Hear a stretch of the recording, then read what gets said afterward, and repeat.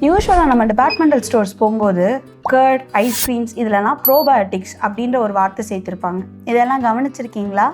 அப்படி கவனிச்சிருந்தா அது என்னன்றது தெரியுமா? நான் Vasupradha and I will be handling biology in starets. Probiotics அப்படின்றது மைக்ரோப்ஸ்.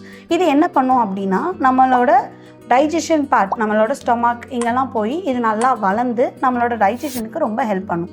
அப்போ நம்ம டைஜஷன் நல்லா நடக்கணும்னா இந்த ப்ரோபயோட்டிக்ஸ் இருக்கிறது ரொம்ப கண்டிப்பாக தேவை. அப்போ இது எல்லாமே டிபார்ட்மெண்டல் ஸ்டோரில் கிடைக்கிற ப்ராடக்ட்ஸில் தான் இருக்கான்னு கேட்டால் இல்லை.